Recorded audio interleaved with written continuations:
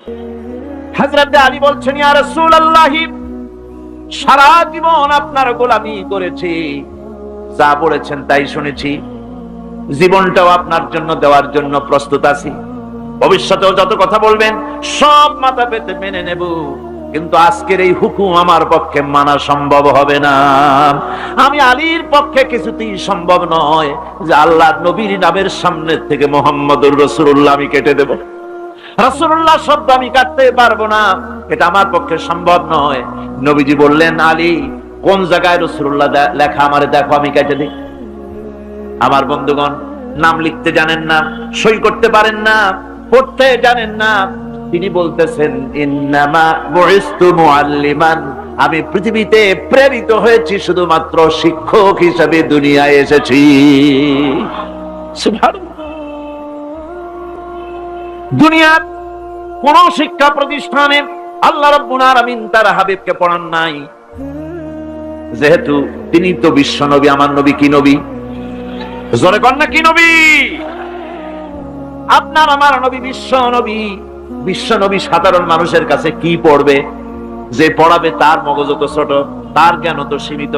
সীমিত জ্ঞান দিয়া বিশ্ব নেতারে কি শিখাবে, বিশ্ব নবীরে কি শিখাবে? এই জন্য আল্লাহ রাব্বুল আলামিন বিশ্ব নবীর শিক্ষক আল্লাহ পাক নিজে হয়ে গেলেন। কোরআনে কারীম বলছে, যখনই নবীদের জ্ঞানের কথা এসেছে তখনই আল্লাহ পাক বলেছেন, আমি জ্ঞান দিয়েছি। লক্ষ্য করুন, হযরত ইব্রাহিম আলাইহিস সালাম তার পিতাকে ডেকে বলছেন, ইয়া আবাতি ইন্নী ক্বাদ জাআনি মিনাল ইলমি মা লাম ইয়াতিকা ফাত্তাবি'নি আহদিকা সিরাতান সাবিয়্যা। হে পিতা, বিশ্বাস করো, আমার কাছে এমন এক জ্ঞান এসেছে যা তোমার কাছে নাই, যা তোমার কাছে আসে না। তুমি আমার অনুসরণ করো, আমি তোমার সোজা পথ দেখাই দেবো। সুবহানাল্লাহ। তুমি আমাকে অনুসরণ করো, যেহেতু আমার কাছে যে জ্ঞান আসছে ওই জ্ঞান তোমার কাছে নাই। ইব্রাহিম আলাইহিস সালামের কাছে কার জ্ঞান আসছে? আল্লাহ রাব্বুল আলামিনের জ্ঞান। লূত আলাইহিস সালাম কি নবুয়ত প্রদান করে আল্লাহ রাব্বুল আলামিন বলছেন, ওয়ালুতান আতাইনাহু হুকমান ওয়া ইলমা। আমি লূতকে আমার পক্ষ থেকে জ্ঞান দান করেছি, হিকমত দিয়েছি, বিজ্ঞান শিক্ষা দিয়েছি, আমি তাকে ইলম দান করেছি। সুবহানাল্লাহ।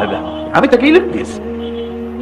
মুসা আলাইহিস সালাম সম্পর্কে আল্লাহ পাক বলেন, ওয়ালাম্মা বালাগা আশুদ্দাহু ওয়াস্তাওয়া আতাইনাহু হুকমান ওয়া ইলমা।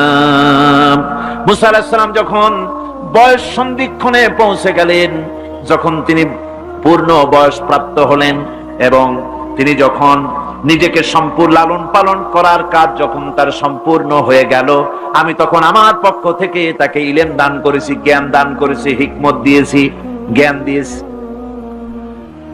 রাসূল কারীম সাল্লাল্লাহু আলাইহি ওয়াসাল্লাম সম্পর্কে আল্লাহ পাক বলছেন, ওয়ালা ইনিত্তাবা'তা আহওয়াআহুম বা'দাল্লাযী জাআকা মিনাল ইলম মা লাকা মিনাল্লাহি মিন ওয়ালিয়্যিন ওয়ালা নাসীর। তুমি যদি জ্ঞান লাভের পরও তাদের প্রবৃত্তির অনুসরণ করো, তাহলে আল্লাহর কাছ থেকে তোমাকে রক্ষাকারী কেউ থাকবে না, কোনো সাহায্যকারী তুমি পাবে না। আমি যে জ্ঞান তোমাকে দিয়েছি এটারই অনুসরণ করো, এর মধ্যেই মুক্তি, বিশ্ববাসীর মুক্তি এই জ্ঞানের অনুসরণের ভেতরে। প্রত্যেক জাতির জন্য আল্লাহ রাব্বুল আলামিন নিজের পক্ষ থেকে রাসূল পাঠিয়েছেন।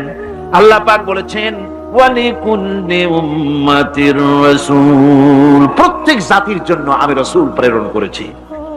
এমন কোন জাতি নাই যার কাছে নবী রাসূল পাঠানো হয় নাই। ওয়া ইম মিন উম্মাতিন ইল্লা খালা ফিহা নাযীর। সমস্ত নবীদের কাছে, সমস্ত উম্মতের কাছে, জাতির কাছে আমার পক্ষ থেকে আমি নবী পাঠাইছি। সুবহানাল্লাহ। কেউ যেন বলতে পারে না যে আমরা আল্লাহর পক্ষ থেকে কোনো দাওয়াত পাই নাই, আল্লাহর পক্ষ থেকে সত্যকে চেনার কোনো রাস্তা পাই নাই। এই জন্য প্রত্যেক নবীদের, প্রত্যেক উম্মতের জন্য, জাতির জন্য আল্লাহ সুবহানাহু ওয়া তাআলা তিনি নবী পাঠিয়েছেন নিজের পক্ষ থেকে, হেদায়েত পাঠিয়েছেন নিজের পক্ষ থেকে। এই নবীদেরকে পাঠাবার উদ্দেশ্য কি ছিল? কোরআনে কারিমে আল্লাহ পাক বলেন, আমাদের নবীকে আল্লাহ পাক ডেকে বলছেন, আলিফ লাম রা কিতাবুন আনজালনাহু ইলাইকা লিতুখরিজান নাসা মিনাজ যুলুমাতি ইলান নূর। আলিফ লাম রা কিতাবুন আনজালনাহু ইলাইকা লিতুখরিজান নাসা মিনাজ যুলুমাতি ইলান নূর। এই কিতাব আমি আপনার উপর অবতীর্ণ করেছি। এ হচ্ছে একখানা কিতাব। এই কিতাবখানা আমি আপনার প্রতি অবতীর্ণ করেছি। এই জন্য করেছি কিতাব অবতীর্ণ, যাতে করে মানব মণ্ডলীকে পঞ্জীভূত অন্ধকারের ভিতর থেকে বের করে আলোর দিকে নিয়ে আসতে পারেন। এ বিশ্ব হচ্ছে অন্ধকারে ভরা। পৃথিবীতে মানব রচিত যত মতবাদ আছে সব হচ্ছে অন্ধকার। সবগুলি কি? অন্ধকার। এই অন্ধকারের ভিতর থেকে আলোর দিকে নিয়ে আসবেন। আলো হচ্ছে কি? ইসলাম। আলো হচ্ছে কোরআন। কোরআনের দিকে নিয়ে আসবে, ইসলামের দিকে নিয়ে আসবে। সেই জন্য আমি আপনার প্রতি এই কোরআন অবতীর্ণ করেছি। আমার ভাইয়েরা, সকল আসমানি কিতাবের উপরে আমাদের ঈমান আনা লাগবে। শুধুমাত্র কোরআন শরীফের উপরে নয়, সকল কিতাবের উপর ঈমান আনতে হবে। কোরআনকে যেমন মানি, মুহাম্মদ সাল্লাল্লাহু আলাইহি ওয়াসাল্লামকে যেমন মানি, সব নবীদের উপরে ওই রকম ঈমান আনতে হবে। কোরআন যেমন মানি ওই রকম করে সমস্ত কিতাবের উপরে ঈমান আনতে হবে। এটার শর্তই দেওয়া হয়েছে, মুমিন হচ্ছে তারা, ওয়াল্লাযীনা ইউমিনুনা বিমা উনজিলা ইলাইকা ওয়া মা উনজিলা মিন ক্বাবলিক। মুমিন হচ্ছে সেই সব লোক, মুত্তাকি হচ্ছে তারা যারা তোমার উপরে নাযিলকৃত কিতাবের উপর ঈমান এনেছে এবং এর আগে যত কিতাব আসছে সমস্ত কিতাবের উপর ঈমান এনেছে। তারাই হচ্ছে মুত্তাকি, তারাই হচ্ছে মুমিন। আল্লাহ পাক বলেন, نزل عليك الكتاب بالحق مصدقا لما بين يديه। আল্লাহ তোমার প্রতি সত্য সহকারে যে কিতাব নাজিল করেছেন আর এর পূর্বে আগত সকল কিতাবের উপরে এর সত্যতা প্রমাণ করে। এই কোরআন হচ্ছে আগের যত কিতাব নাজিল হয়েছে সমস্ত কিতাবের সত্যতা প্রমাণকারী কিতাব। এই জন্য মুমিনদেরকে বলতে বলা হয়েছে, قل آمنا بالله وما أنزل علينا وما أنزل على إبراهيم وإسماعيل وإسحاق ويعقوب والأسباط। বলো, আমরা ঈমান এনেছি আল্লাহর প্রতি, আমাদের প্রতি অবতীর্ণ কিতাবের প্রতি, আর ইব্রাহিম, ইসমাইল, ইসহাক, ইয়াকুব এবং তার আওলাদদের প্রতি যে কিতাব অবতীর্ণ হয়েছে সমস্ত কিতাবের উপর আমরা ঈমান এনেছি। وما أوتي موسى وعيسى والنبيون من ربهم لا نفرق بين أحد منهم ونحن له مسلمون। আর মুসা, ঈসা, অন্যান্য নবীদের উপরে যত কিতাব অবতীর্ণ হয়েছে সমস্ত কিতাবের উপরে আমরা ঈমান আনতেছি। আর আমরা হচ্ছি আল্লাহ পাকের আজ্ঞাবহ, আমরা হচ্ছি আল্লাহ পাকের বান্দার মধ্যে আমরা শামিল। আল্লাহ পাক বলছেন, এই পৃথিবীতে আমি যত নবী পাঠাইছি সমস্ত নবীদের সাথে তিনটা জিনিস দিয়েছি। কয়টা জিনিস?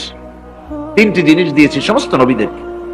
لقد أرسلنا رسلنا بالبينات وأنزلنا معهم الكتاب والميزان ليقوم الناس بالقسط। নিঃসন্দেহে আমি নবীদেরকে স্পষ্ট নিদর্শনাদি সহ এই পৃথিবীতে পাঠিয়েছি এবং সেই সঙ্গে তাদেরকে কিতাব দিয়েছি আর তাদেরকে মিজান দান করেছি, বাইয়িনাত দান করেছি। তিনটা জিনিস দিয়েছি, এক দিলাম বাইয়িনাত, আর এক দিলাম কিতাব, আর এক দিলাম মিজান। কয়টা হলো? তিনটা। বাইয়িনাত কি? বাইয়িনাত হলো, বাইয়িনাত বলা হয় এমন জিনিসগুলি কি যা একজন নবীর আচার আচরণ দেখে বুঝতে পারা যায় নিঃসন্দেহে ইনি আল্লাহর নবী। সুবহানাল্লাহ। এটাই হচ্ছে বাইয়িনাত। তার চরিত্র, তার আচার আচরণ এগুলি প্রমাণ করে তিনি নবী। আমার বন্ধুগণ, হযরতে খাদিজা রাদিয়াল্লাহু তাআলা আনহা যখন ইসলামের দাওয়াত পেয়েছিলেন, আল্লাহর নবীর পক্ষ থেকে যখন দাওয়াত পেলেন, নবুয়তের তাওহীদের যখন দাওয়াত পেয়েছিলেন, একজন স্ত্রী হিসেবে তার স্বামীর প্রতি এত শ্রদ্ধা, স্বামীর প্রতি এত ভক্তি শ্রদ্ধা, অনাবিল ভক্তি শ্রদ্ধা, যার কারণে হযরতে খাদিজা একটা মুহূর্তের জন্য, এক সেকেন্ডের জন্য দেরি করেন নাই, কোনো প্রশ্ন তোলেন নাই যে আপনি নবী হইলেন কেমনে, অথবা আপনার মধ্যে তো এই জিনিস দেখছি, আপনি নবী হইলেন কেমনে, এমন কোন কথা বলেন নাই। যখনই নবুয়তের তাওহীদের দাওয়াত পেলেন, মা খাদিজাতুল কুবরা সঙ্গে সঙ্গে তিনি পড়ে নিলেন লা ইলাহা ইল্লাল্লাহু মুহাম্মাদুর রাসূলুল্লাহ। মা খাদিজা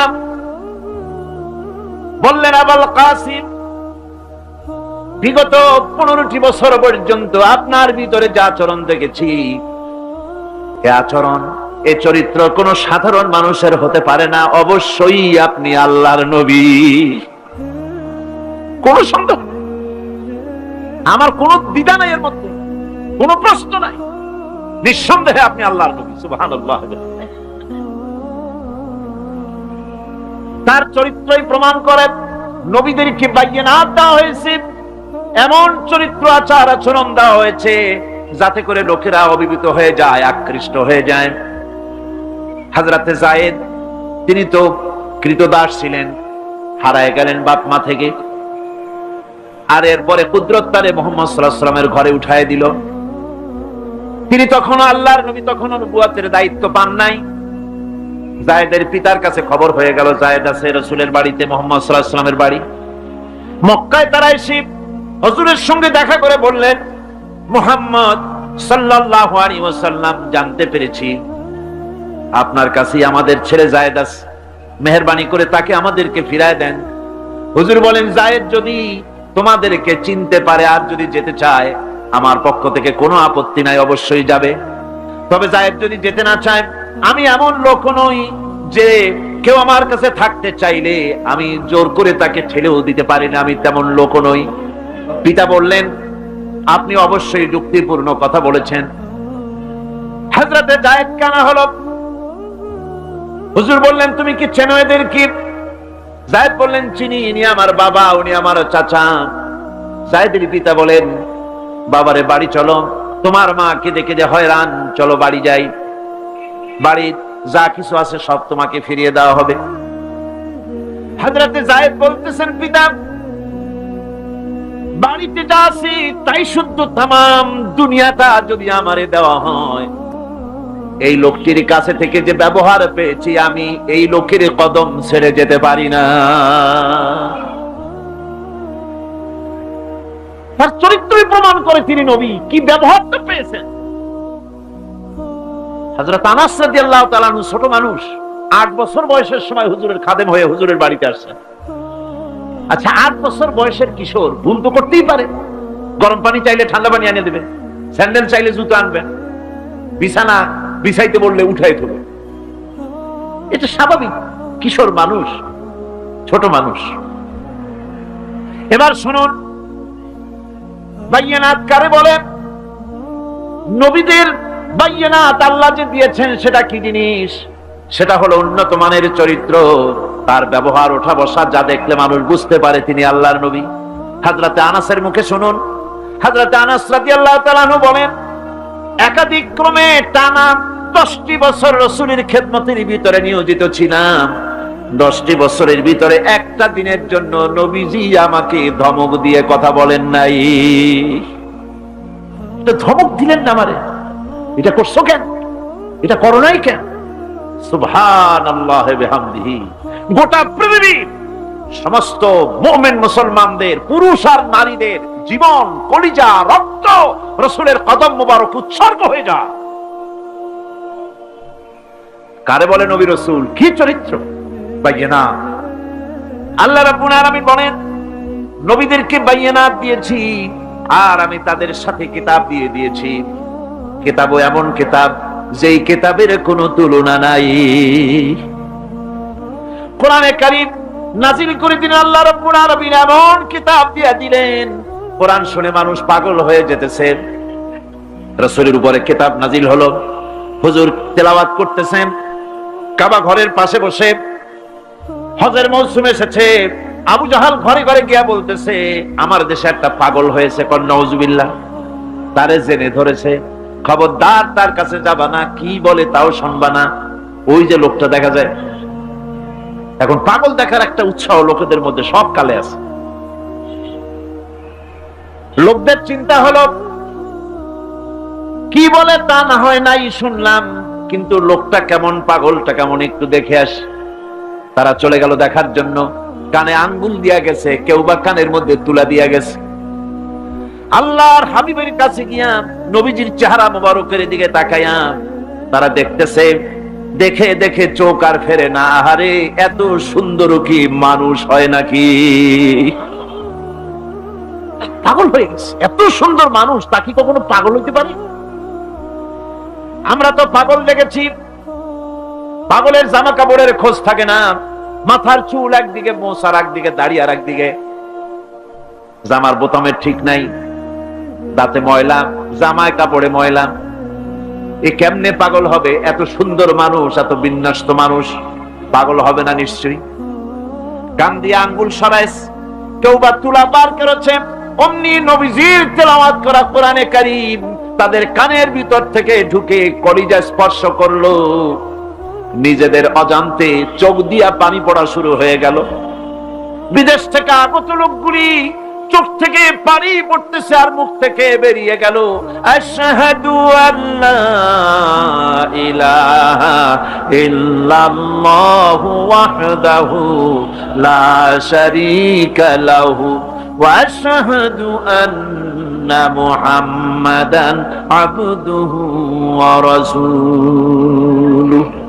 কোরআনে কারীম কি মজার জিনিস আল্লাহ পাক আমাদের দিয়েছেন, সুবহানাল্লাহ। আমার বন্ধুগণ, আল্লাহ পাক বলেন আমি নবীদেরকে বায়িনাত দেই, কিতাব দেই, আর দেই তাদেরকে তৃতীয় আর একটা জিনিস, যেটা হলো মিজান। তার মানে হলো মানদণ্ড বা দাড়িপাল্লা।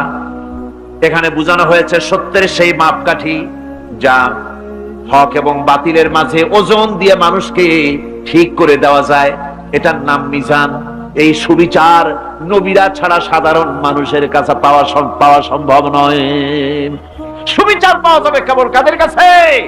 নবীদের কাছে, কোরআনের কাছে, নবুয়তের কাছে আর কিতাবের কাছে সুবিচার। আর পৃথিবীতে সুবিচার নাই। আছে সুবিচার? হতে পারে।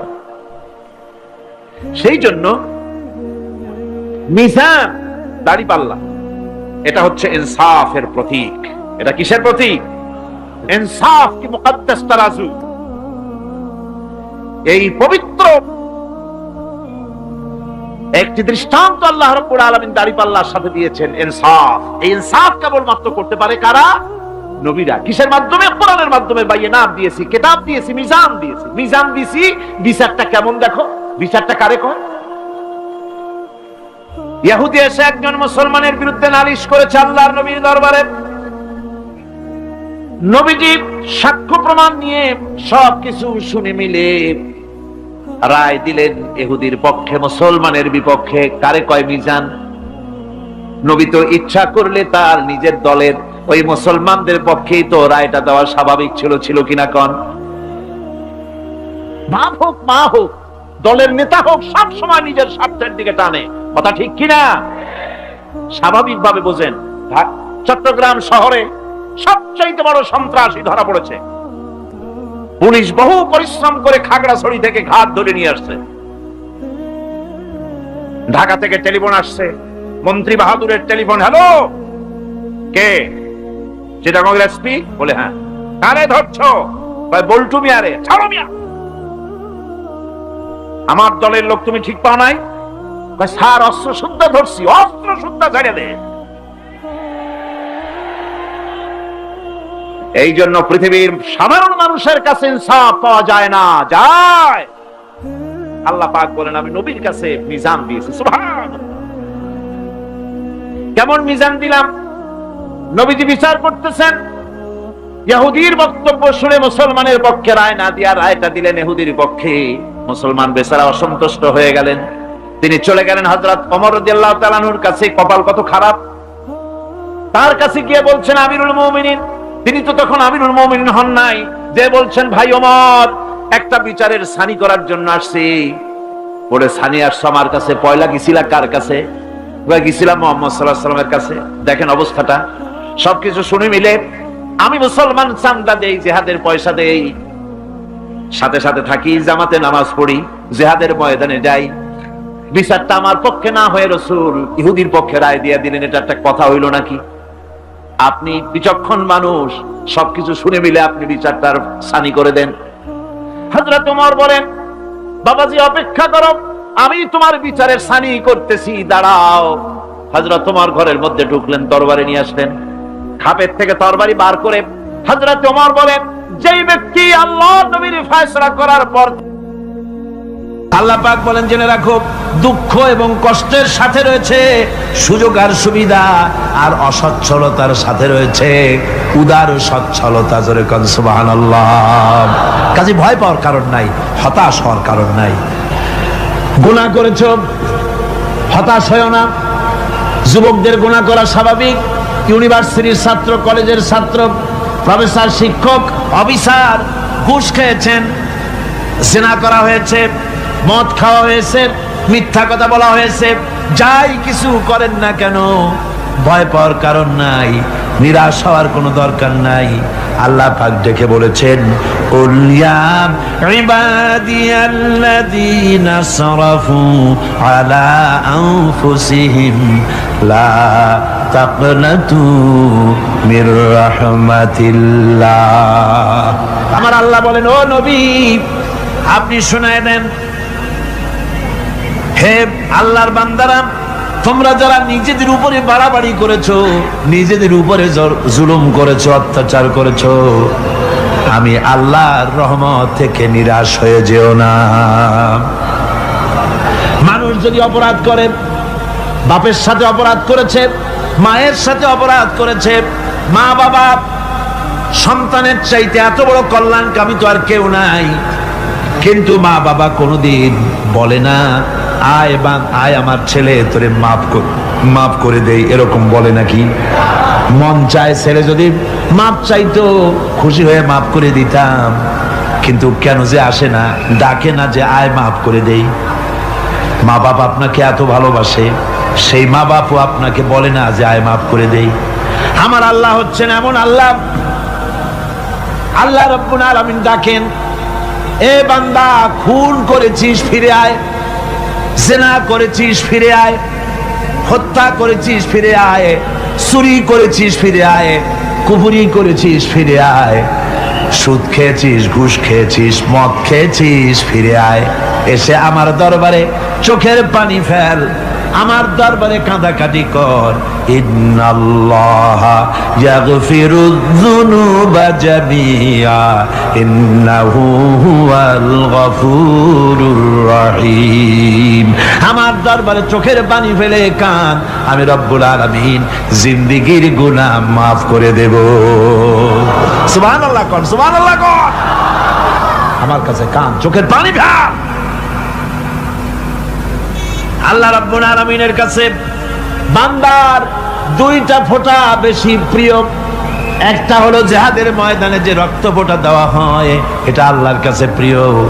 আর আল্লাহর ভয়তে গুনার জন্য লজ্জা করে, অনুশোচনা করে বান্দা যখন চোখের পানি ছেড়ে দেয়, আল্লাহর কাছে এটা অত্যন্ত প্রিয়।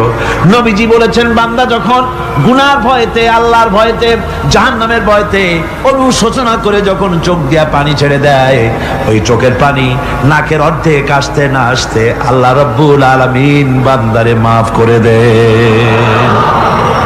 আল্লাহ বরদাস্ত করতে পারেন না যে বান্দা কান্দে। আমার ভাইরা, আল্লাহ রহমত এই পৃথিবীতে, আল্লাহ রহমতকে 100 ভাগ করা হয়েছে। আল্লাহ রহমতের কত ভাগ? এই 100 ভাগের 1 ভাগ সারা পৃথিবীতে ছড়াই দেওয়া হয়েছে। আর 99 ভাগ কার কাছে? আল্লাহর কাছে। এজন্য আল্লাহ রাব্বুল আলামিন বলেছেন, নাব্বি ইবাদি আন্নি আনাল গফুরুর রহিম। ও আমার নবী, সুসংবাদ দিয়ে দাও, বান্দাদেরকে শোনায় দাও যে আমি আল্লাহ তাআলা ক্ষমাশীল আর দয়াবান। হুজুর কাঁদতেছিলেন। হযরত ওমর রাদিয়াল্লাহু তাআলা আনহু এসে দেখেন হুজুর একা কাঁদতেছে। হুজুর জিজ্ঞেস করছেন, হযরত ওমর জিজ্ঞেস করলেন, হুজুর আপনি কাঁদেন কেন একা একা? হযরত ওমর বলেন, আমি যখন প্রশ্ন করলাম নবীজি বললেন, আমার কাছে কিছু আগে জিবরাইল এসেছিলেন। জিবরাইল এসে আমাকে বললেন, আল্লাহ পাক বলেছেন, হে আমার নবী, ইসলামের ভিতরে থেকে যে সমস্ত মানুষগুলো ইসলামের ভিতরে থেকে চুল আর দাড়ি পাকায় দিছে, কিয়ামতের দিন এই লোকগুলারে আমি শাস্তি দিতে আমার শরম হবে। হযরত ওমর বলেন, হুজুর উম্মতের জন্য কত বড় খোশ খবর এটা, আর আপনি কাঁদতেছেন। হুজুর বলেন, ওমর তুমি জানো না আমার কান্নার কারণ ভিন্ন। আমার কান্নার কারণ হলো যে আল্লাহ রাব্বুল আলামিন কিয়ামতের দিন দাড়ি চুল পাকা বান্দারে শাস্তি দিতে শরম করবেন। সেই দাড়ি চুল পাকা বান্দাগুলি আল্লাহর সাথে নাফরমানি করতে শরম করে না। আমি এই লজ্জায় কাঁদতেছি।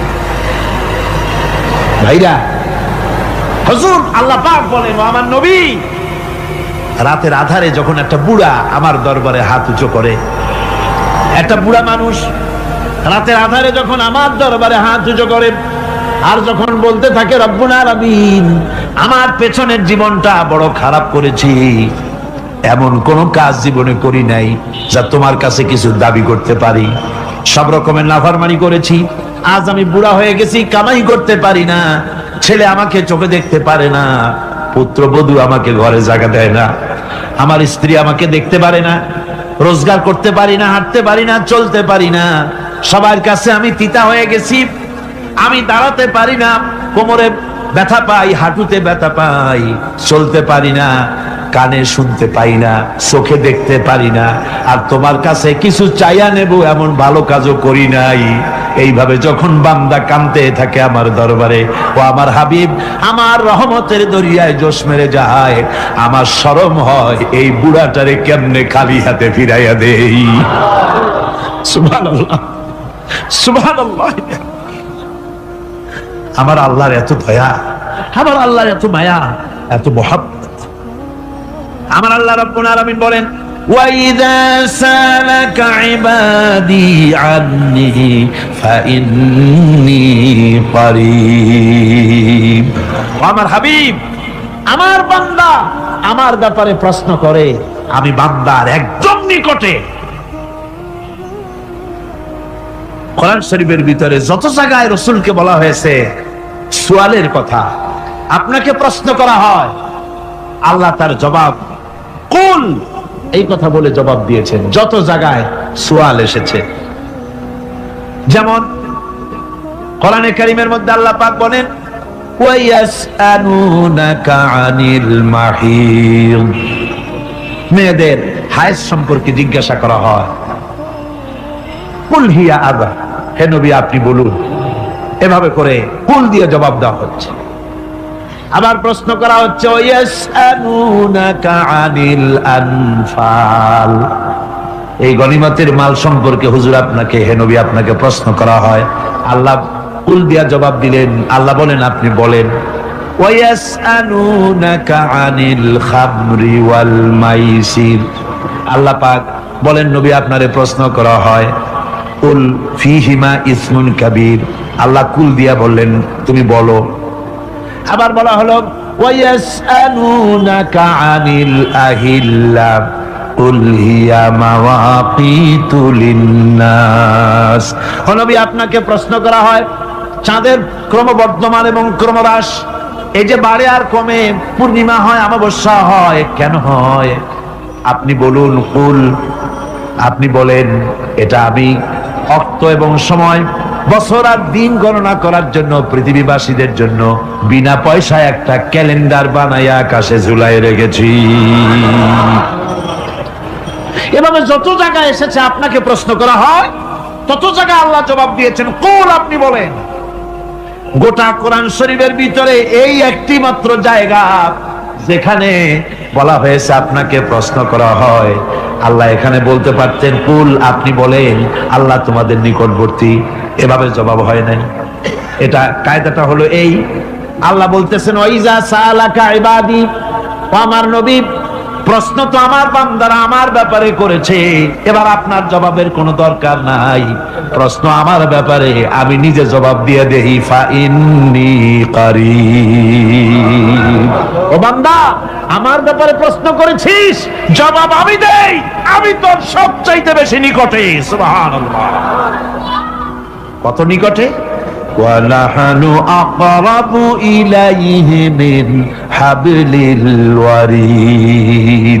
তোর যে রব, এই শাহরগের চাইতেও আমি তোর বেশি কাছে। সুবহানাল্লাহ। আমার ডাক, আমার ডাক, কলিজা দিয়া ডাক, অন্তর দিয়ে ডাক। মনের থেকে মানুষ যদি ডাকে, মুখের ডাক আর মনের ডাক এক জিনিস নয়। দিল সে जो बात निकलती है असर रखती है पर नहीं मगर ताकते परवाज रखती है। দিল থেকে যে কথা বেরোয় তা প্রভাব বিস্তার করে, ডানা নাই কিন্তু ওড়ার ক্ষমতা রাখে। মনের কথাই ভিন্ন। মন থেকে, দিল থেকে, কলিজা থেকে, অন্তরের গভীর কন্দর থেকে মুহাব্বতের সাথে কেউ যদি একবার বলে আল্লাহ, আল্লাহ রাব্বুল আলামিন বলেন অন্তরের অন্তঃস্থল থেকে একটি বার যদি বান্দা বলেন আল্লাহ, আল্লাহ বলেন 70 বার সাড়া দিয়া জিজ্ঞেস করি, বান্দা কি চাও, আমি তোমার কাছে আছি। সুবহানাল্লাহ, আমি তোর একদম কাছে, কি চাস বল, বল আমার কাছে। এমন দয়াবান, এমন মেহেরবান, এমন আল্লাহ আমাদের। সে আল্লাহ রাব্বুল আলামিন তিনি বলছেন وَقَالَ رَبُّكُمْ উদউনি আস্তাজিব লাকুম। তোমাদের রব বলেছেন আমারে ডাকো, আমি আল্লাহ ডাকের সাড়া দিয়া দেব। সুবহানাল্লাহ। কারে ডাকতে হবে? কারে ডাকতে হবে? এই বিশাল জনসমুদ্র একটুকু চিল্লা কোন কারে ডাকতে হবে? কোন পীর সাহেবকে নয়, আল্লাহর কসম কোন খাজা বাবাকে নয়, ডাকতে হবে কারে? চিল্লা কোন কারে? ওয়াকালা রাব্বুকুম উদউনি, তোমার রব তোমাকে বলতেছে আমারে ডাকো, আস্তাজিব লাকুম, আমারে ডাকবে আমি সাড়া দিয়ে দেব। সুবহানাল্লাহ। আল্লাহকে ডাকেন, কি চাই আপনার বলেন, কি চাই? আল্লাহর কাছে চান, আল্লাহ দিয়ে দিবে। দেওয়ার জায়গা আল্লাহর কাছে চাইবেন, আল্লাহ দিবেন। দেওয়ার জায়গা, চাওয়ার জায়গা হলো সেজদায় পড়ে যাবেন। আমার ভাইয়েরা, জায়গাটা চিনায় দিলাম। মাজারে যাওয়া লাগবে না, কবরে যাওয়া লাগবে না। 2 রাকাত নামাজ পড়ে সেজদায় পড়ে গিয়া যত বিপদ আছে, মুসিবত আছে, সেজদার মধ্যে চোখের পানি ছেড়ে দেন আর কেন্দে কেন্দে জীবনের কথা বলেন। আল্লাহ রাব্বুল আলামিন আপনার আওয়াজ শুনবেন আর দোয়া কবুল করে নিবেন। কাঁদতে হবে আল্লাহর কাছে। কার কাছে? আল্লাহর কাছে। আল্লাহর প্রতি আপনি পূর্ব পশ্চিমে কতবার মুখ ঘোরালেন, এটাই কিন্তু আপনার আসল সৎ কাজ নয়। আসল সৎ কাজ হলো আল্লাহর প্রতি ঈমান আনা। এই ঈমানের ব্যাপারে 3টা দিন আমরা পার করে দিলাম, এখনো কথা শেষ হয় নাই। আল্লাহর প্রতি ঈমান আনলে পরে যে উপকারটা হবে 5ম নম্বরে, সেটা হলো কঠোর এবং কঠিন বিপদের ভিতরে বান্দার ভিতরে অবিচলতা এবং ধৈর্যের সৃষ্টি হয়ে যাবে। আলহামদুলিল্লাহ। কঠিন বিপদ মুসিবত আসলে পরে সে অবিচল থাকবে। সারা দুনিয়ার বিপদ আপদ, শত্রুতা, দুঃখ, কষ্ট, মুসিবত, জুলুম, নির্যাতন সবকিছু পাহাড়ের মতো উঁচু হয়ে তাকে ঘিরে ফেলবে, কিন্তু তাকে এক চুলও নাড়াতে পারবে না। কবি বলতেছেন সাথে জাকা রহা হ্যায় আসল সে তা ইমরোজ, সাথে জাকা রহা হ্যায় আসল সে তা ইমরোজ, চরাগে মুস্তফাবি সে শরারে বুলাবিস। সে আবহমান কাল থেকে শুরু করে মুস্তাফা সাল্লাল্লাহু আলাইহি ওয়াসাল্লামের দীপ শিখার সাথে আবু জাহেল, আবু লাহাবের অগ্নিস্ফুলিঙ্গের টক্কর লেগেই আছে। রাসূলুল্লাহ আল্লাহর দেওয়া এই বিধান, এই দ্বীনের বাতিটা টিম টিম করে জ্বলেছে। আর গোরকি টর্নেডো হাজার হাজার মাইল বেগে হেরিকেন এসেছে, গোরকি এসেছে, টর্নেডো এসেছে, টাইফুন এসেছে, কিন্তু এই আলো নিবাইতে পারে নাই। সুবহানাল্লাহ, এই আলো নিবাতে পারে নাই। এই শত্রুতা চিরকালের, নিবাতে পারবে না। কারণ হচ্ছে আল্লাহ রাব্বুল আলামিন বলেছেন, ইউরিদুনা লিইউতফিউ নূরাল্লাহি বিআফওয়াহিহিম ওয়াল্লাহু মুতিম্মু নূরিহি ওয়ালাউ কারিহাল কাফিরুন।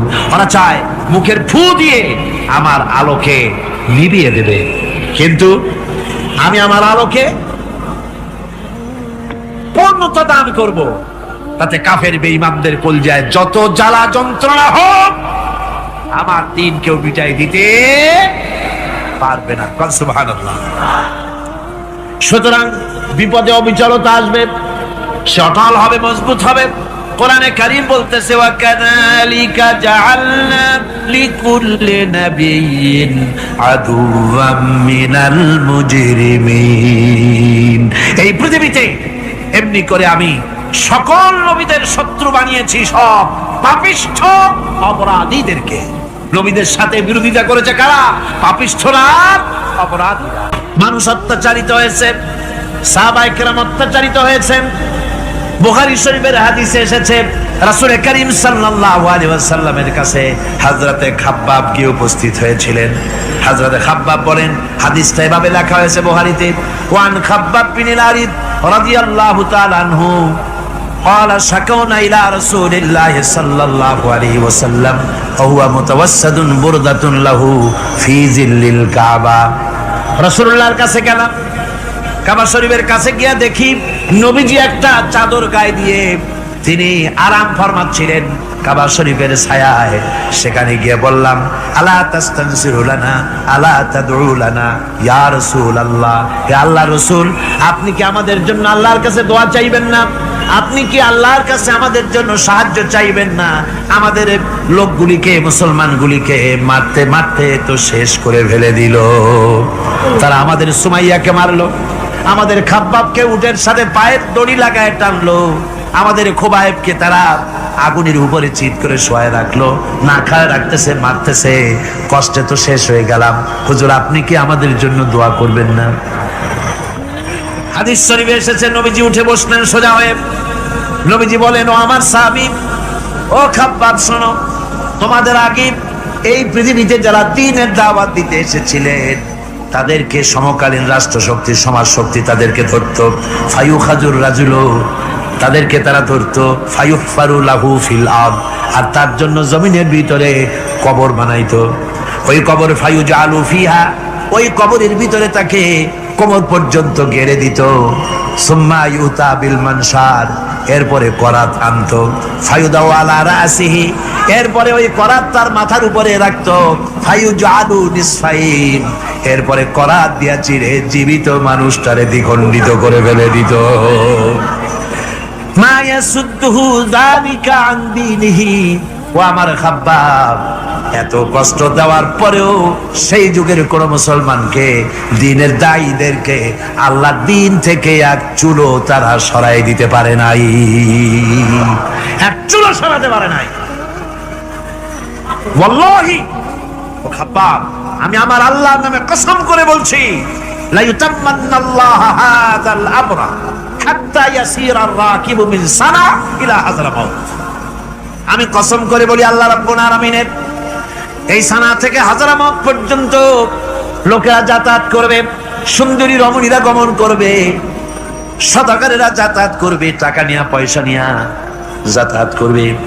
তাদের মনের মধ্যে লুটের ভয়, টাকার ভয়, চুরির ভয়, ডাকাতির ভয়, জেনার ভয়, হত্যার ভয়, ধর্ষণের ভয়, কোনো ভয় থাকবে না। লা ইয়াখাফু ইল্লাল্লাহ, আল্লাহ ছাড়া কোনো ভয় থাকবে না। এমন একটা সমাজ, এমন একটা সময় আসবে। ওয়ালাকিন্নাকুম তাস্তাজিলুন, অথচ খুব তাড়াহুড়ো তোমরা করতেছো। তাড়াহুড়ো করো না, সময় আসবে ইনশাআল্লাহ।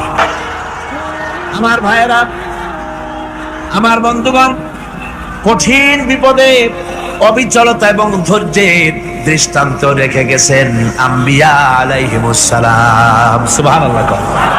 কঠিন বিপদে অবিচলতা, দৃঢ়তা, ধৈর্য কারে বলে, তার দৃষ্টান্ত কারা রেখেছেন? আম্বিয়া আলাইহিমুস সালাম। ওনারাই আমাদের আদর্শ, নবীরাই আদর্শ। সাহাবায়ে কেরাম রিদওয়ানুল্লাহ তাআলা আলাইহিম আজমাইন আমাদের আদর্শ।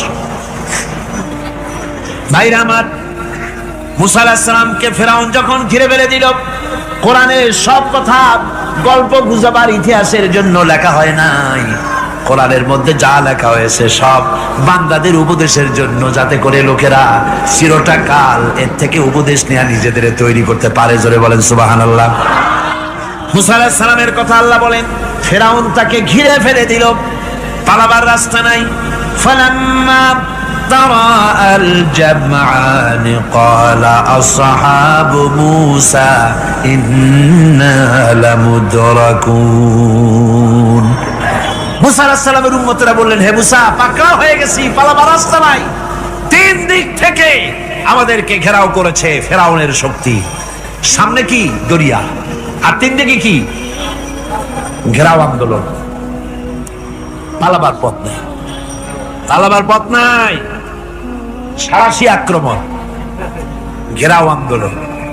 মুসা আলাইহিস সালামকে ঘেরাও করে ফেলেছে, পালাবার উপায় নাই। একদিকে দরিয়া, তিন দিকে ফেরাউনের শক্তি। এই যে ঘেরাও টেরাও, মানে নতুন তো না, ধর্মঘট নতুন না, পুরানা জিনিস। এই পৃথিবীতে সর্বপ্রথম ধর্মঘট কিসের উপরে হয়েছে জানেন? এই পৃথিবীর প্রথম ধর্মঘট হয়েছে পেঁয়াজ, রসুন আর ডাইলের উপরে। মুসা আলাইহিস সালামের জামানায় লান নাসবিরা আলা তুআমে ওয়াহিদ, আমরা এক রকমের খাদ্য আর খাবো না, আমাদের পেঁয়াজ দেওয়া লাগবে, ডাল দেওয়া লাগবে, রসুন দেওয়া লাগবে। সর্বপ্রথম ধর্মঘট হয় মুসা আলাইহিস সালামের জামানায়, সেখান থেকে শুরু হয়েছে। তিন দিক থেকে ঘেরাও হয়ে গেছে, পালাবার কোনো রাস্তা নেই। হযরতে মুসা আলাইহিস সালামের কাছে উম্মতরা বললেন, পালাবার তো কোনো পথ নাই, এখন উপায়টা কি? আমাদের তো আর উপায় নাই। মুসা আলাইহিস সালাম দেখেন বিপদে পড়ে গেছেন, কিন্তু ধৈর্য হারান নাই, ভয় পান নাই। ভয় পাইছিলেন? ভয় পেয়েছেন? প্রশ্নই ওঠে না। মুসা আলাইহিস সালাম আল্লাহ পাক যাদেরকে বলেছেন উলুল আযম, রাসূল যাদের বলেছেন, তার মধ্যে হযরত মুসা একজন উলুল আযম পয়গম্বর। চারটিখানি কথা না, আল্লাহ কথা বলছেন তার সাথে, কালিমুল্লাহ তিনি। সুবহানাল্লাহ। মুসা আলাইহিস সালাম শোনালেন, কাল্লা ইন্না মাইয়া রাব্বি সায়াহদিন। কখনো নয়, আমার উম্মতেরা ভয় পেও না, আমার রব অবশ্যই আমাকে পথ দেখাবে। সুবহানাল্লাহ। তিন দিক থেকে শত্রু, একদিকে দরিয়া, পালাবার কোন রাস্তা নাই। সেখানে দৃঢ়তার সাথে তিনি বলছেন, অবশ্যই আমার আল্লাহ আমারে পথ দেখাবে। সুবহানাল্লাহ। নবীরা এই দৃঢ়তা দেখিয়েছেন, অবিচলতা দেখাইছেন। আল্লাহ পাক মুসা আলাইহিস সালাম যখন এই দৃঢ়তা দেখালেন, এই অবিচলতা দেখালেন, সঙ্গে সঙ্গে জিবরাইল এসে হাজির হয়ে গেলেন। আল্লাহ পাক বলেন, ফাআওহাইনা ইলা মূসা আন আদরিব বিআসাকাল বাহরা ফানফালাকা ফাকানা কুল্লু ফিরকিন কাত্তাউদিল আযীম। মুসা আলাইহিস সালামকে আমি ওহী নাযিল করলাম, তাকে বললাম, হাতে যে লাঠি আছে, এই লাঠি দিয়ে আঘাত করো দরিয়ার উপরে। দরিয়ার উপরে আঘাত করলেন, একটা রাস্তা হয় নাই, 12টা রাস্তা তৈরি হয়ে গেল। আর দেওয়ালগুলা পাহাড়ের মতো উঁচা হয়ে গেল। দরিয়ার ভিতরে পাহাড়ের মতো উঁচা, মজবুত 12টা রাস্তা। এবার মুসা আলাইহিস সালাম তার দলবল নিয়ে চললেন। আল্লাহ রাব্বুল আলামিন বলেন, وأنجينا موسى ومن معه أجمعين। মুসা এবং তার সাথী সঙ্গীদেরকে আমি পার করে দিলাম। মুসা আলাইহিস সালাম এবং তার সাথী সঙ্গী নিয়ে যখন দরিয়ার মাঝখানে আসছে, ফেরাউন তার দলবল নিয়ে এসে গেছে। আসে দেখে নদীর মধ্যে রাস্তা। বাবা, গুপ্ত কায়দা। ও মনে করছে ওর বাজানের তৈরি করা ডিস্ট্রিক্ট বোর্ডের রাস্তা। ওর লোকজন নিয়ে নেমে গেছে দরিয়ার ভিতরে, ও আসছে মাঝখানে, মুসা আলাইহিস সালাম চলে গেছে ওপার, দরিয়া পার। মাঝখানে যখন এসে গেল, আল্লাহ রাব্বুল আলামিন পানিকে অর্ডার করলেন কুন। আল্লাহর তো বটন টেপা লাগে না, মুখ দিয়া কোনো হুকুম করা লাগে না, শুধু বলেন কুন। যে ব্যাপারে কুন বলেন ফায়াকুন, সাথে সাথে হয়ে যায়। আল্লাহ বললেন কুন, আর অমনি রাস্তা বন্ধ হয়ে গেল। এবার তুফান শুরু হয়েছে নদীতে, ঢেউয়ের উপরে ঢেউ, মৌজুন কাল জিবাল, পাহাড়ের মতো উঁচু হয়ে হয়ে ঢেউ আসতেছে। দলবল ঘোড়া আর অস্ত্রপাতি যা ছিল সব মরিয়া শেষ। এবার ফেরাউন একা উপরে ওঠে আর নিচে নামে, পানি খেতে খেতে পেটের কাম সারা, জনমের খাওয়া খাইছে পানি। এখন জান চায়, বাঁচবার আর উপায় নাই, বাঁচবার আর উপায় নাই। ফেরাউন তার নিজের জীবন সম্পর্কে হতাশ হয়ে গেল। এবার ফেরাউন বলতেছে, আমানতু আন্নাহু লা ইলাহা ইল্লাল্লাযী আমানাত বিহি বানু ইসরাঈল। আমি ঈমান আনলাম, আমি ঈমান আনলাম আল্লাহ ছাড়া কোনো ইলাহা নাই। ওই আল্লাহর উপর ঈমান আনলাম যে আল্লাহর উপরে ঈমান এনেছে বনি ইসরাঈলেরা। আল্লাহ যাতে ঠিক পাইছে কোন আল্লাহর উপর ঈমান আনছে। বনি ইসরাঈল দেন আল্লাহর উপর ঈমান আনলাম। আল্লাহ এই তো মুসলমান হয়ে গেছি, এরপরও আমার সুবাও কেন? আল্লাহ রাব্বুল আলামিন জবাবে বলেন, আল আন, এখন وقد عصيت قبل وكنت من المفسدين। এখন ঈমান আনার কথা বলছো, অথচ যুগের পর যুগ, বছরের পর বছর ধরে আমার মানুষের উপরে মন গড়া আইন চালায়েছ, আমার পয়গম্বরের সাথে বেয়াদবি করেছ। আজ তোমাকে আমি ছাড়ছি না, তোমাকে আজকে ছেড়ে দেব না, আমি তোমাকে মারব। আর সমস্ত প্রাণীগুলিকে, স্থলচর প্রাণীগুলিকে আল্লাহ পাক অর্ডার দিয়া দিলেন, এই ফেরাউনের লাশকে ডুবাবি না, পচাবি না, খাবি না। আল ইয়াউমা নুনাজ্জিকা বিবাদানিক, আমি তোমার শরীরে বাঁচায় দেব। পোকে খাবে না, পানিতে পচবে না, মাছে খাবে না, কুমিরে খাবে না, দুনিয়ার কোনো পশুতে খাবে না।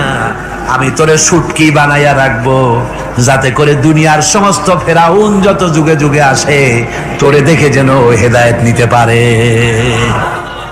ফেরাউনকে আল্লাহ শুটকি বানায় রাখছে। আমি ফেরাউনদের লাশ দেখেছি ব্রিটিশ মিউজিয়ামে। ফেরাউন তো একটা না, অনেকগুলা। আসলদারে অবশ্য দেখিনি। ব্রিটিশ মিউজিয়ামে ওই ফেরাউনগুলার লাশ যখন অসুবিধা হয়, মমিগুলি, তখন ইংল্যান্ডে নিয়ে যায় চিকিৎসা করাবার জন্য। চোখ টোক আছে গর্তের ভিতরে, তারপরে চামড়া টামড়া হাড়ের সাথে মিশানো, ওইভাবে চেহারা দেখলে মনে হয় যে সত্যি ফেরাউনিগুলো। আর ব্রিটিশের কাম, মিশর থেকে নামছে এমন কোন জিনিস নাই। তারা ময়ূর সিংহাসনের, শাহজাহানের ময়ূর সিংহাসনের ময়ূরের বাম চোখে কোহিনূর মণি লাগাইছিলেন। শাহজাহান ময়ূরের ডান চোখে কোহিনূর মণি লাগায় নাই। কোহিনূর মণির অনেক দাম, আমি দেখে এসেছি মণি। এখন সেটা কুইন এলিজাবেথের মুকুটের শোভা পাচ্ছে। সেই মণি এমনি বলে প্রবাদে 7 রাজার ধন 1 মাণিক্য, বলেন এরকম অনেক দাম। শাহজাহান দেখালেন, আমি মুসলমান, আমার কাছে এটার দাম নাই, এই জন্য ময়ূরের ডান চোখে লাগালাম না, বাম চোখে লাগাই দিলাম। এইটারে চুরি করছে। টিপু সুলতানের তরবারিটা পর্যন্ত চুরি করেছে। আজ পর্যন্ত ব্রিটিশ মিউজিয়ামে টিপু সুলতানের তরবারিটা আছে, আমি তরবারিটা দেখে এসেছি। আমার বন্ধুগণ, বলতেছিলাম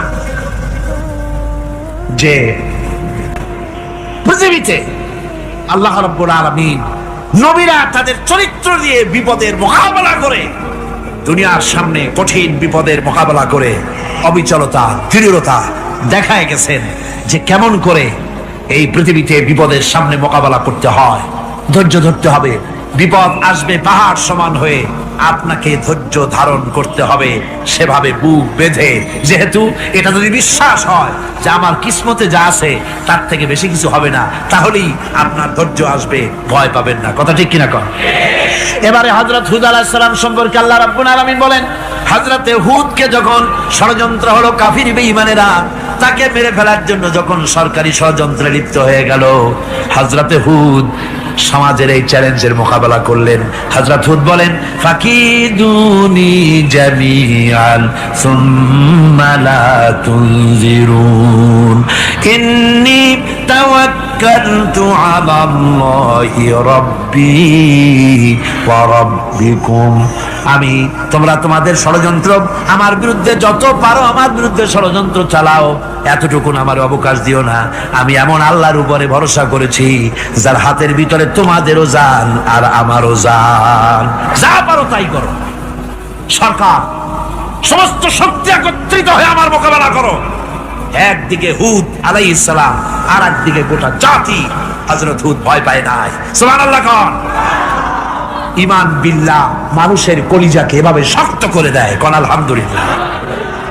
এবারে এই বিপদের, কঠিন বিপদের মোকাবেলা করে আমার রাসূল যে প্রমাণ দিয়া গেলেন, আমার রাসূল যে কঠিন বিপদের মোকাবেলা করলেন, ভাইরা আমার, হিজরতের রাতে সওর পাহাড়ের ভিতরে যখন তিনি আশ্রয় নিলেন, হযরতে আবু বকর সাথে ছিলেন। হযরতে আবু বকর রাদিয়াল্লাহু তাআলা আনহু বলেন, হুজুর আপনি দাঁড়ান, এটা তো পাহাড়িয়া গুহা, গুহার ভিতরে সাপ থাকতে পারে, বিচ্ছু থাকতে পারে, আমি আগে ঢুকি, বিপদ যদি হয় আমার উপর থেকে হয়ে যাক। গুহার ভিতরে নেমে গুহা সাফ করলেন। এরপরে হুজুরকে ডাকলেন, হুজুর তাশরীফ নিলেন গুহার ভিতরে। এরপরে হুজুর বললেন, আবু বকর, পাহাড়ে হেঁটে হেঁটে 2-3টা পাহাড় পাড়ি দিয়া যাওয়া লাগে সৌর পাহাড়ে। মদিনার সোজা রাস্তা হুজুর ধরেন নাই, মেসফালার পথ দিয়া, জাবালে খেদোয়ার উপর দিয়া 3টা পাহাড় পাড়ি দিয়া তারপরে হুজুর গেলেন সৌর পাহাড়ে। গুহার ভিতরে হুজুর তাশরীফ নিলেন। বললেন, আবু বকর তুমি বসো, তোমার উরুর উপরে মাথা রেখে আমি একটু আরাম করি। হযরতে আবু বকর বসলেন, হুজুর তার উরুর উপরে মাথা রেখে ঘুমায় গেলেন। আর এরপরে কাফির বেঈমানেরা তালাশ করতে করতে কাফেররা এসে গেল পায়ের চিহ্ন দেখে দেখে গর্তের কাছে। হযরত আবু বকর ভয়তে কেঁদে ফেললেন, আরে আর তো উপায় নাই, এবার তো ধরা পড়ে গেছি, এবার নবীজিকে মেরে ফেলে দেবে। নবীর মহব্বতে, নিজের মহব্বতে নয়, নবীর মহব্বতে কাঁদতেছিলেন। হুজুর বলেন, হুজুরের ঘুম ভেঙে গেল। বলো, আবু বকর কাঁদো কেন?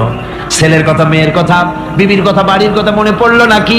হযরত আবু বকর বলেন, ইয়া রাসূলুল্লাহ, আল্লাহর কসম করে বলি, যেদিন ঈমান এনেছি এই কলিজার ভিতরে মা বাপ, স্ত্রী, পুত্র, পরিজন, এমনকি আমার নিজের জীবনের চাইতে আপনারে বেশি ভালোবাসি। তা কাঁদো কেন? কাঁদো কেন? হযরত আবু বকর বলেন, হুজুর ধরা পড়ে গেছি, কাফেররা এসে গেছে, গর্তের কাছে তাকালি আমাদের দেখতে পাবে, আমরা তো মাইনরিটি, ওরা তো মেজরিটি, আমরা তো ধরে মারি ফেলাই দেবে, আপনাকে মেরে ফেলে দেবে, এই জন্য কাঁদি। আল্লাহ রাব্বুল আলামিন, হুজুর তখন কি দৃঢ়তা, কি অবিচলতা, কি ধৈর্যের পাহাড় সম মনোবৃত্তি তখন দেখালেন। আল্লাহ কোরআন শরীফে চিরকাল যাতে মানুষেরা হেদায়েত দিতে পারে, সেজন্য হুজুরের কথা উঠায় দিলেন কোরআনে। আল্লাহ পাক বলেন, ইযহুমা ফিল গার ইয ইয়াকুলু লিসাহিবিহি লা তাহজান ইন্নাল্লাহা মা'ানা। ও বন্ধু, ভয় পেও না, আল্লাহ আমাদের সাথে আছেন। সুবহানাল্লাহ। আল্লাহ আমাদের সাথে আছেন, আমরা মাইনরিটি নই, আমরা মেজরিটি। আল্লাহ আছে আমার সাথে, ভয় পাওয়ার কোনো কারণ নাই। সুবহানাল্লাহ। আল্লাহ পাক বলেন, ফাআনজালাল্লাহু সাকিনাতাহু আলাইহি ওয়া আইয়াদাহু বিজুনুদিন লাম তারাওহা। আমি এদের অন্তরের ভিতরে আমি শান্তি নাজিল করে দিলাম, প্রশান্তি দিয়া দিলাম, আর আমি সাহায্য করলাম, আর এমন সব সৈন্য পাঠায় দিলাম যে সৈন্যগুলি তোমরা দেখতে পাও নাই। সুবহানাল্লাহ। ভাইরা আমার, রাসূল করিম সাল্লাল্লাহু আলাইহি সাল্লাম এই বিপদের মাঝে চরম বিপদের মাঝে অবিচলতা, দৃঢ়তা, কঠিন আত্মনির্ভরতা দেখিয়েছেন। এগুলি হলো ইমানের পঞ্চম নম্বরের উপকারিতা। আল্লাহর প্রতি ইমান আনলে এভাবে পাহাড় সম ইমান মজবুত হয়ে যায়। জেলের পরোয়া করি না, ফাঁসির পরোয়া করি না, শহীদ হওয়ার পরোয়া করি না, মেরে ফেলে দেবে, উড়ায় দেবে, হত্যা করবে, পরোয়া করি না। পরোয়া করি কেবলমাত্র কাকে? জনে বলেন কারে? এইরকম মুসলমান হাজার হাজার লাখ লাখ দরকার নাই, 313 জন যথেষ্ট। কয়জন যথেষ্ট? 313 জন যথেষ্ট। বদরে যারা জান দিয়ে মাল দিয়ে দিনকে প্রতিষ্ঠিত করেছিলেন, এরকম 313 জনই যথেষ্ট ছিল। এই দৃঢ়তা, এই অবিচলতা, এই ঈমান, এই ধৈর্য শিক্ষা দেয়, এই উপকার করে ঈমান বিল্লাহ। আল্লাহর প্রতি ঈমান আনলে এভাবে পাহাড়ের মতো শক্ত হয়ে যায় কলিজা। কোন আলহামদুলিল্লাহ। আমার বন্ধুগণ, এবার আমি বলবো সর্বশেষ উপকারের কথাটা বলি, মোনাজাত ছেড়ে দেব। কয়টার কথা বলছিলাম? উপকার 6টা উপকারের কথা বলেছি। অনেকগুলি বৈশিষ্ট্য, অনেকগুলি উপকারের মধ্যে আল্লাহর প্রতি ঈমানের 6টা উপকারের কথা 5টা বলা হয়ে গেছে। এবার 6ষ্ঠ নম্বর এবং শেষ নম্বর, এটা হচ্ছে আল্লাহর প্রতি ঈমান আনলে পরে তার দ্বারা সবচাইতে বেশি ফায়দা পায় সমাজ এবং রাষ্ট্র। কোন আলহামদুলিল্লাহ, কোন আলহামদুলিল্লাহ। আল্লাহর প্রতি ঈমানের দ্বারা নৈতিক সংশোধন হয় এবং রাষ্ট্র আর সমাজ সবচাইতে বেশি উপকৃত হয়। কারণ হলো ঈমানদার ব্যক্তি আল্লাহর প্রতি যে ঈমান এনেছে, তার মনের মধ্যে ধারণা এটা হয়, আমার কোনো কাজ তো গোপন থাকে না। ইন্নাল্লাহা লা ইয়াখফা আলাইহি শাইউন ফিল আরদি ওয়ালা ফিস সামা। আল্লাহর কাছে গোপন বলতে কিছু নাই, আকাশেও নাই, জমিনেও নাই, কোনো কিছু গোপন নাই। সুতরাং আমি যা করি সব আল্লাহ দেখেন এবং শোনেন। এমনকি মানুষ যে কল্পনা করে, সে কল্পনাও আল্লাহ টের পায় না, নাকি? টের পায় কিনা? ওয়াইন তুবদু মিন আনফুসিকুম আও তুখফুহু ইউহাসিবুকুম বিহিল্লাহ। মনের ভিতর